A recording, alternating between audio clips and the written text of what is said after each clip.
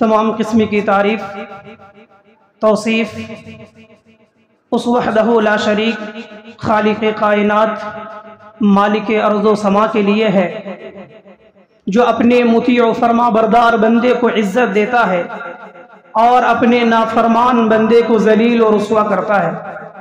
ساتھ ہی ساتھ درود و سلام کا نزول ہو تمام انبیاء کرام علیہم الصلاۃ والسلام پر، بالخصوص ہمارے اور آپ کے آخری نبی جناب محمد الرسول اللہ صلی اللہ علیہ وسلم پر لاکھوں کروڑوں درود و سلام کا نزول ہو۔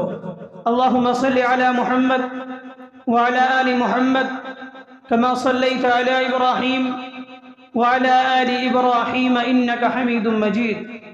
اللہم بارک علی محمد وعلی آل محمد کما بارکت علی ابراہیم وعلی آل ابراہیم انک حمید مجید۔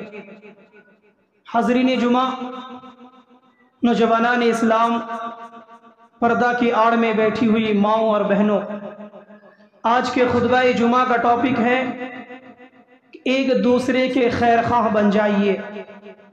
حضرات گرامی، ہم لوگ ایک سماج و معاشرے میں اپنی زندگی گزر بسر کر رہے ہیں۔ ہمارا سماج ایک سوسائٹی، ایک محلہ، ایک قریہ، ایک گاؤں کی طرح ہم لوگ آپس میں رہتے ہیں۔ لہٰذا جس جگہ ہم لوگ رہتے ہیں، جس معاشرے اور سماج میں رہتے ہیں، وہاں رہنے کے لیے، وہاں زندگی گزارنے کے لیے ہمیں ایک دوسرے کی ضرورت پڑتی ہے، ایک دوسرے کی مدد کی، ایک دوسرے کی تعاون کی، ایک دوسرے کے ساتھ مل جل کر کے کام کرنے کی، ایک دوسرے کے ساتھ مل جل کر کے باتیں کرنے کی ضرورت ہمیں اور آپ کو ہوتی ہے۔ لیکن افسوس ہوتا ہے آج کے مسلم سماج اور معاشرے کا حالت کہ جب ہم نظر دوڑاتے ہیں کہ آج ہمارا مسلم معاشرہ جہاں خیر خواہی کا کام کرنا چاہیے تھا، وہاں ہم ایک دوسرے کے دشمن بن بیٹھے ہیں۔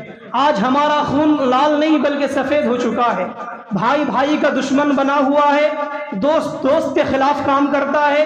الغرض ہر ایک انسان ایک دوسرے کا پیر کھینچنے میں لگا ہوا ہے، اور کس طریقے سے ایک دوسرے کو نقصان پہنچایا جائے، کس طریقے سے ایک دوسرے کو تکلیف پہنچائی جائے، یہ آج مسلم معاشرہ کا ایک بہت بڑا طبقہ اس چیز پہ لگا ہوا ہے۔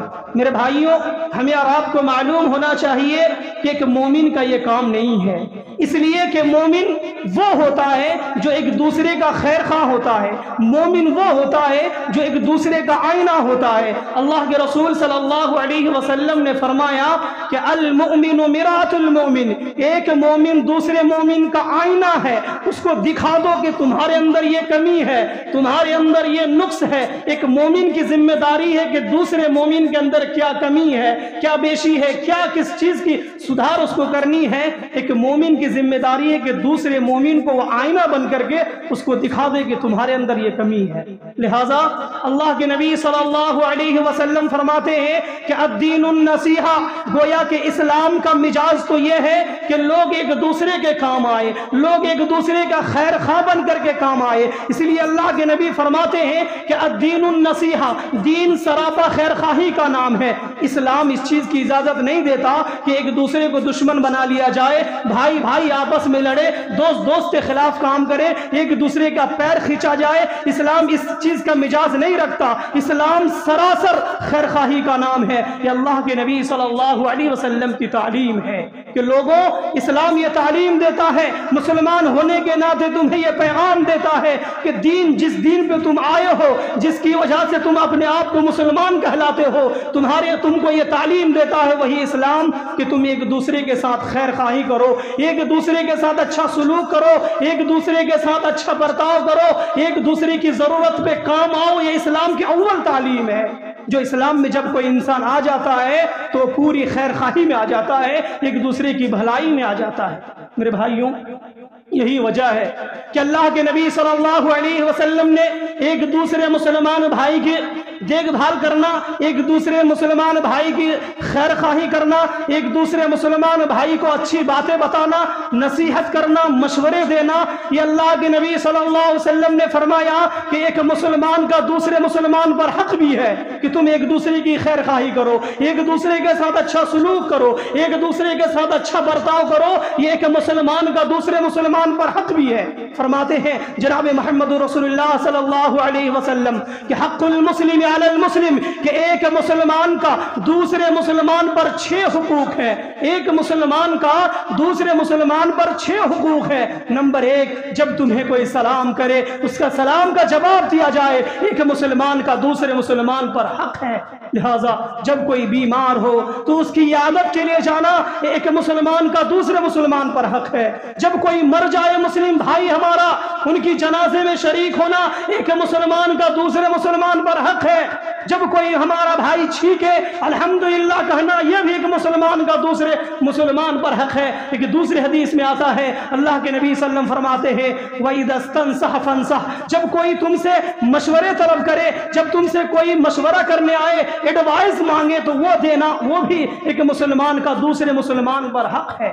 میرے بھائیوں، یہ 6 حقوق اللہ کے نبی صلی اللہ علیہ وسلم نے ہمیں اور آپ کو بتلایا تاکہ ہم اور آپ ایک مسلم سماج، ایک مسلم سوسائٹی، ایک مسلم معاشرے میں رہتے ہوئے ایک دوسرے کے خیر خواہ کیسے بن جائیں۔ اگر ہم سلام کا جواب دیں گے، اس سے ہمارے بھائی کو معلوم ہوگا کہ نہیں، ہمارے سامنے جو بھائی چل کر کے گیا اس کے دل میں میرے لیے کسی قسم کی کوئی تکلیف نہیں ہے، وہ میرا بھلائی چاہتا ہے۔ جب ہم کوئی بھائی بیمار پڑے گا، اس کی عیادت کے لیے جائیں گے تو بھائی کو سمجھ میں آئے گا کہ نہیں، آج میرا مسلم بھائی جو ہے، جو میرا مومن ہونے کی حیثیت سے بھائی ہے، وہ میری عیادت کے لیے میرے گھر تک چل کر کے آیا ہے، گویا کہ یہ مجھ سے محبت کرتا ہے۔ اس سے سماج و معاشرے کے اندر ایک محبت، ایک اتفاق، ایک اتحاد بڑھے گی۔ اس سے معلوم ہوگا کہ مسلمانوں کا معاشرہ ایک دوسرے کے خیر خواہ بن کر کے جی رہا ہے۔ آج مسلمانوں کا معاشرہ دیکھ کر کے غیر ہنستے ہیں، کیونکہ غیروں سے زیادہ اپنے معاشرے میں جھگڑے ہوتے ہیں، غیروں سے زیادہ اپنے معاشرے میں غیبت، چغلی، حسد، کینہ، کپٹ، اس طریقے کی چیزیں آج ہمارے معاشرے میں غیروں سے زیادہ پایا جاتا ہے۔ میرے بھائیوں، اللہ کے نبی صلی اللہ علیہ وسلم کو یہ عمل بہت زیادہ پسندیدہ تھا، اور پسند کیوں نہ ہو، خیر خواہی کا عمل اللہ رب العالمین کو پسند ہے۔ حضرت ابو امامہ الباہلی رضی اللہ عنہ فرماتے ہیں کہ اللہ کے رسول صلی اللہ علیہ وسلم نے فرمایا کہ وَأَحَبُّ عِبَادَتِي عَبْدِي إِلَى النَّصِيحَةِ، کہ میرے بندے سنو، مجھے تم لوگوں کے اعمال جو سب سے زیادہ پسند ہے، ان میں سے ایک عمل یہ بھی ہے کہ تم دوسرے کی خیر خواہی کرو، دوسرے کے ساتھ اچھا سلوک کرو، دوسرے کے ساتھ اچھا برتاؤ کرو، یہ مجھ کو بہت زیادہ پسند ہے۔ یہ کون کہہ رہا ہے؟ ہمارا اور آپ کا مالک، ہمارا اور آپ کا رب کہہ رہا ہے کہ تمہارے اعمال میں جو سب سے زیادہ مجھ کو پسند ہے وہ یہ ہے کہ تم دوسروں کی خیر خواہی کرو، دوسروں کے ساتھ سلوک کرو، یہ مجھ کو بہت زیادہ پسند ہے۔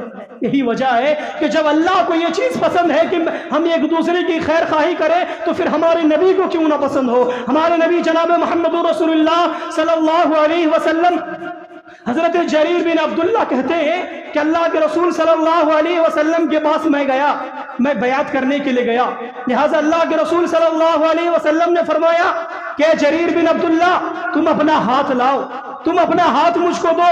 چنانچہ میں نے اپنا ہاتھ اللہ کے نبی صلی اللہ علیہ وسلم کے پاس بڑھایا تو میں نے پوچھا کہ اللہ کے رسول آپ مجھ سے کس چیز کی بیعت لیں گے، میں کس چیز پر بیعت کروں؟ تو اللہ کے رسول صلی اللہ علیہ وسلم نے فرمایا یہ کہ تم نے اسلام لایا، اس چیز کی بیعت کرو کہ میں آج سے اللہ کے رسول کے ہاتھ پر ہاتھ رکھ کر کے یہ بیعت کرتا ہوں کہ میں مسلمان ہوں، میں نے اسلام قبول کیا۔ اور دوسری چیز، تمام مسلمانوں کی خیر خواہی کی بیعت کرو۔ لہذا حضرت جریر بن عبداللہ رضی اللہ عنہ اللہ کے نبی صلی اللہ علیہ وسلم کے ہاتھ پر ہاتھ رکھ کر کے بیعت لیتے ہیں کہ میں آج سے اسلام، یعنی میں اسلام لانے کی بیعت کرتا ہوں اور میں تمام مسلمانوں کی خیر خواہی کی بیعت لیتا ہوں۔ میرے بھائیوں، یہ اللہ کے نبی صلی اللہ علیہ وسلم کا عمل دیکھیے، اللہ کے رسول عام صحابہ سے بیعت لے رہے ہیں کس بات پر؟ کہ مسلمانوں کی خیر خواہی کرنا، مسلمانوں کی بھلائی کرنا، مسلمانوں کے ساتھ اچھا سلوک کرنا، اس چیز کی بیعت لو۔ اور حضرت جریر بن عبداللہ رضی اللہ عنہ نے بیعت لیا بھی۔ ان کی زندگی کے واقعات کو پڑھیے، معلوم ہوگا کہ انہوں نے کس طریقے سے خیر خواہی کا عمل کیا۔ حضرت جریر بن عبداللہ رضی اللہ عنہ اپنے ایک غلام کو मदीना के बाजारों में भेजते हैं कि जाओ और वहां से मेरे लिए घोड़े खरीद कर लाना, मेरे लिए घोड़ा खरीद के लाना। चुनांचे हजरत जरीर बिन अब्दुल्ला के गुलाम मदीना की बाजारों में जाते हैं, वहां जाकर के घोड़ा 300 दिरहम में खरीद लेते हैं। चुनांचे पैसे अदा करना है, घर को आते हैं, अपने मालिक हजरत जरीर बिन अब्दुल्ला को कहते हैं कि मालिक चलिए हमने एक घोड़ा खरीद लिया आपके लिए, कर्ज पैसे अदा करने हैं, पैसे देना उनको। हजरत जरीर बिन अब्दुल्ला उनके साथ साथ मदीना की बाजार को जाते हैं तो देखते हैं कि वो घोड़ा जो 300 दिरहम में खरीदा है, पूछते हैं उस घोड़े के मालिक से कि तुमने इस घोड़े को कितनी कीमत में बेचा है। तो जवाब देता है कि जरीर बिन अब्दुल्ला मैंने इस घोड़े को 300 दिरहम में बेचा है। हजरत जरीर बिन अब्दुल्ला कहते हैं कि ये 300 दिरहम का घोड़ा नहीं है बल्कि इससे भी ज्यादा इसकी कीमत है, मैं तुम्हें 400 दिरहम देता हूं। तो कहता है आपकी मर्जी, आप जितना दे मुझे कबूल है।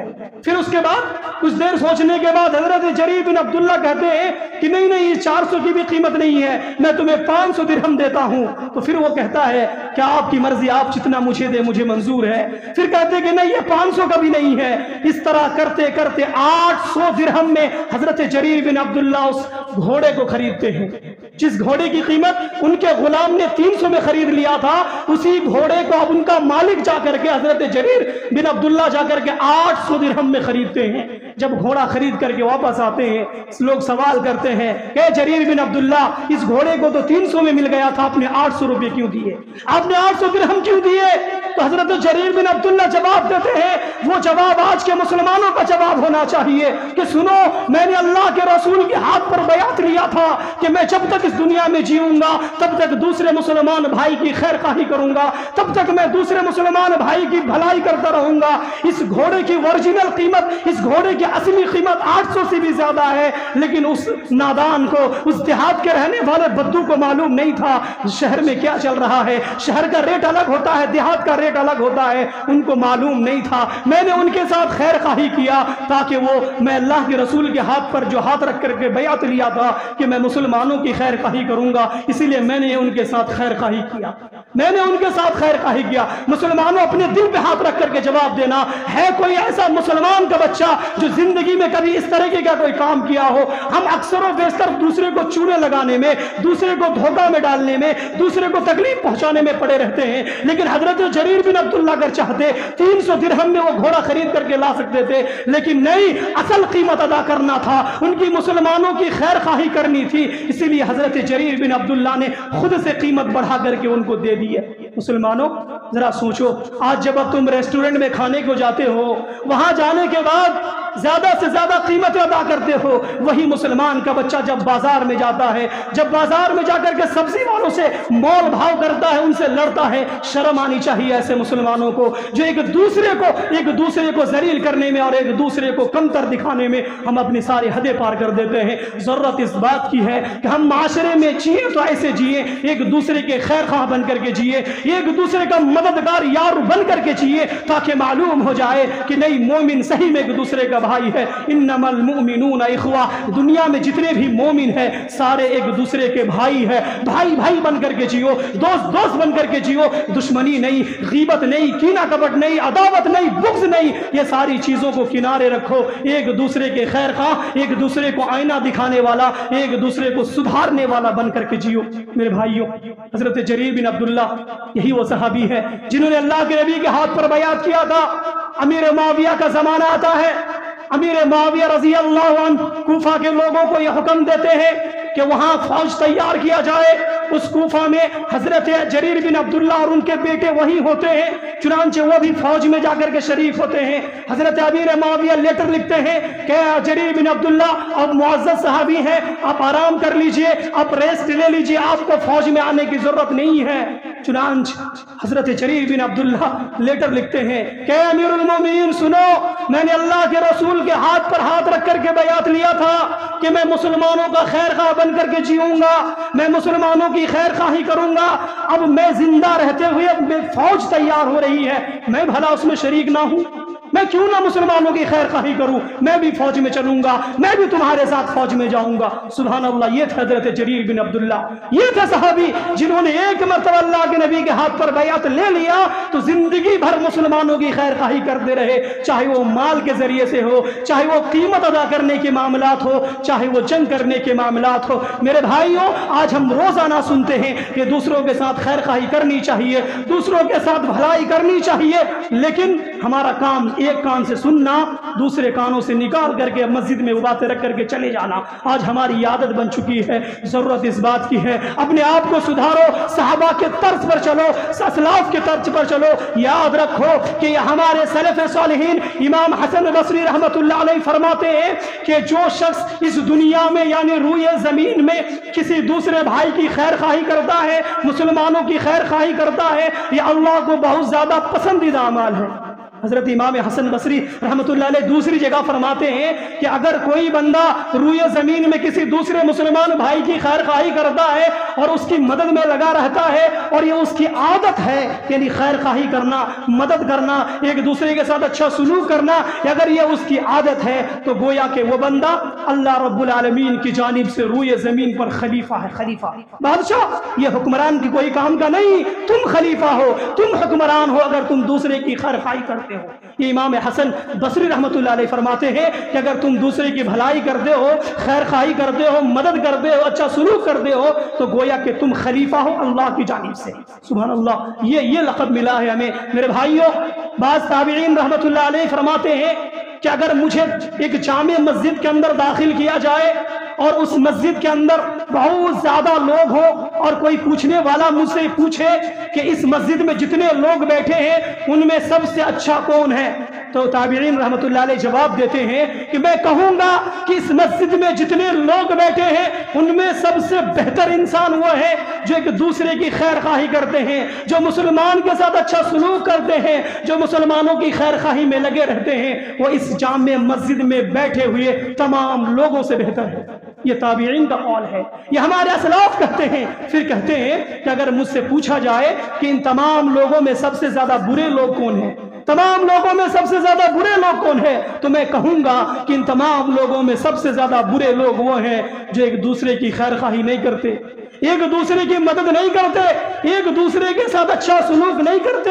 یہ ان تمام لوگوں میں بدتر اور برا ہے، یہ ہمارے اسلاف کہتے ہیں۔ میرے بھائیوں، اسلاف اکرام کی زندگی کو پڑھیے، انبیاء اکرام کی زندگی کو پڑھیے تو معلوم ہوگا کہ یہ خیر خواہی کی جو صفت ہے، یہ عادت ہے، یہ انبیاء اکرام کی صفت ہے، یہ انبیاء اکرام کی عادت ہے۔ اس لیے کہ حضرت ہود علیہ السلام کے بارے میں آتا ہے کہ حضرت ہود علیہ السلام نے اپنی قوم، حضرت نوح علیہ السلام نے اپنی قوم سے کہا تھا کہ ابلغکم رسالات ربی وانا لکم ناصح امین، کہ اے میرے قوم کے لوگ سنو، میں تمہاری جانب اللہ کی رسالت پہنچانے آیا ہوں، میں تمہارے لیے خیر خواہ ہوں۔ اسی طریقے سے حضرت ہود علیہ السلام نے کہا کہ ابلغکم رسالات ربی وانصح لکم۔ اسی طریقے سے حضرت صالح علیہ السلام نے کہا یا قوم لقد ابلغتکم رسالات ربی ونصحت لکم، کہ لوگوں سنو، میں تمہارے جانب اللہ کی جانب سے بھیجا گیا ہوں، میں تمہیں اللہ کا پیغام پہنچاتا ہوں اور میں تم میں سب سے زیادہ خیر خواہ ہوں۔ میرے بھائیوں، اس زمین کے اندر اللہ رب العالمین کے بعد انبیاء اکرام کی وہ جماعت جو انسانیت کے لیے سب سے زیادہ خیر خواہ تھی۔ اگر کوئی جماعت گزری ہے اس دنیا سے جو انسانوں کے بارے میں سوچتی تھی، جو ہمارے بارے میں سوچتی تھی، تو اللہ رب العالمین کے بعد وہ جماعت انبیاء کی جماعت تھی۔ ہمیں انبیاء کی جماعت بننی ہے، ہمیں انبیاء کی صفت اپنے اندر پیدا کرنی ہے تاکہ دوسرے لوگ ہمارے بارے میں گواہی دے کہ نہیں، یہ مسلمانوں کا طبقہ، یہ مسلمانوں کی جماعت جو ہے یہ دوسرے کے خیر خواہ جماعت ہے، یہ مسلمانوں کی جماعت جو ہے وہ انسانیت کا جھنڈا لے کر کے چلتے ہیں۔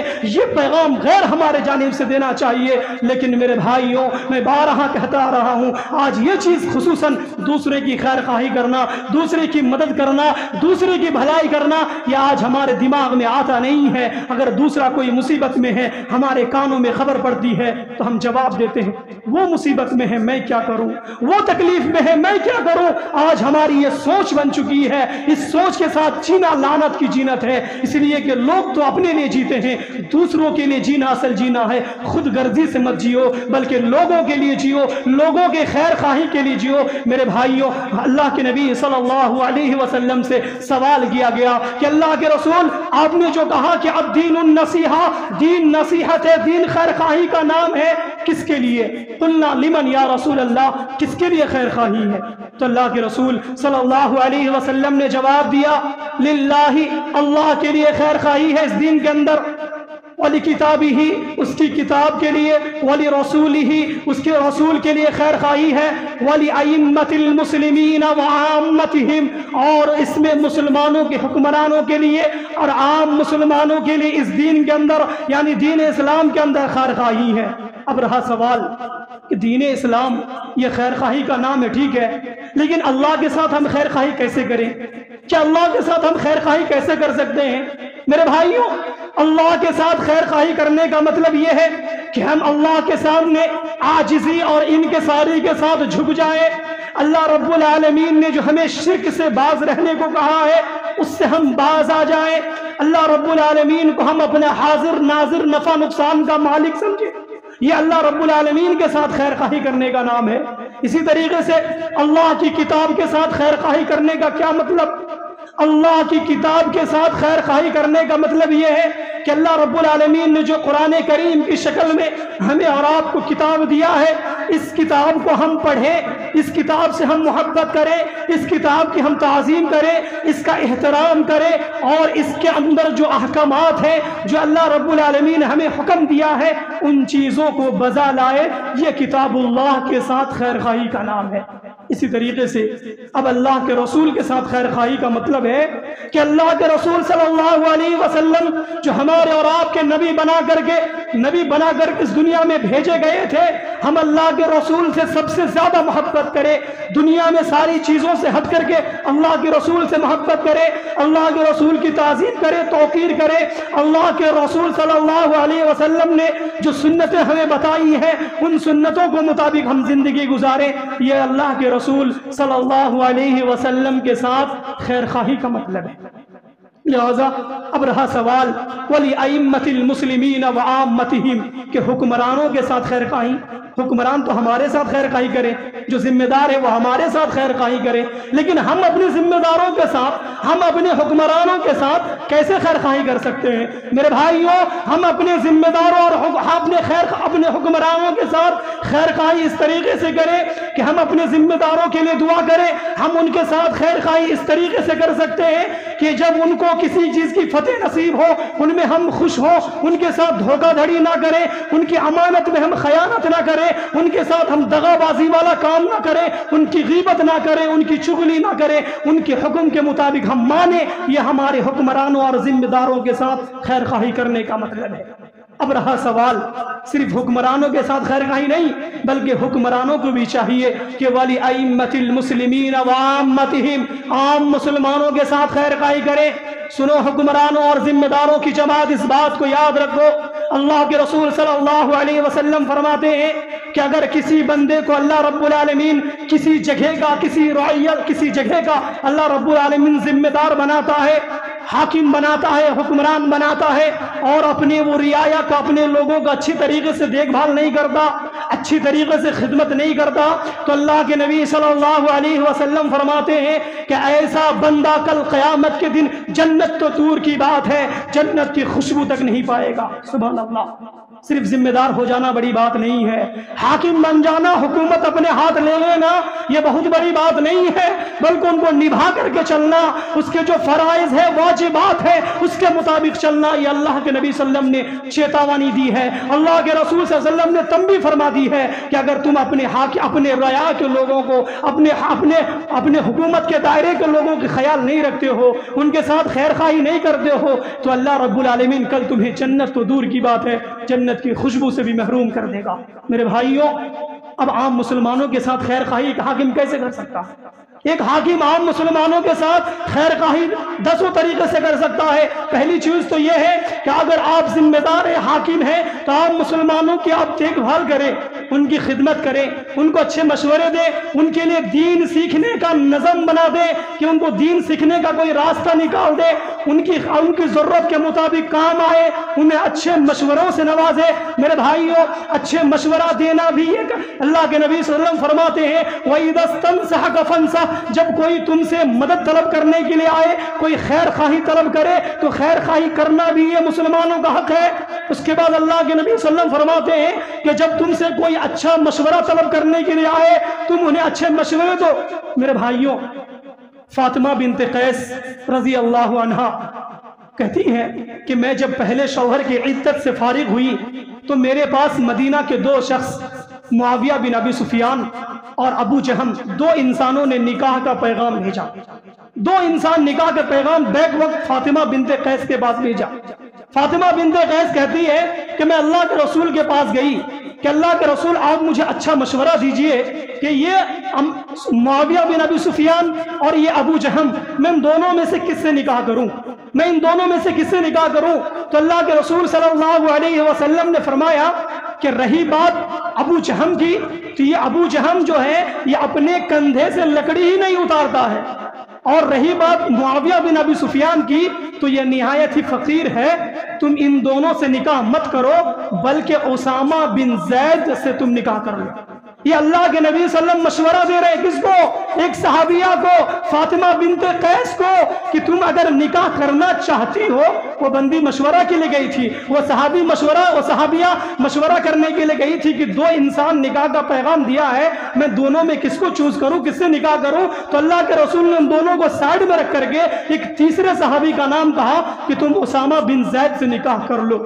لہٰذا فاطمہ بنت قیس کہتی ہے کہ میں نے اسامہ بن زید سے نکاح کر لیا، اللہ کے رسول کا مشورہ تھا، میں زندگی بھر خوشحال رہی، مجھے کبھی کسی قسم کی کوئی تکلیف نہیں ہوئی۔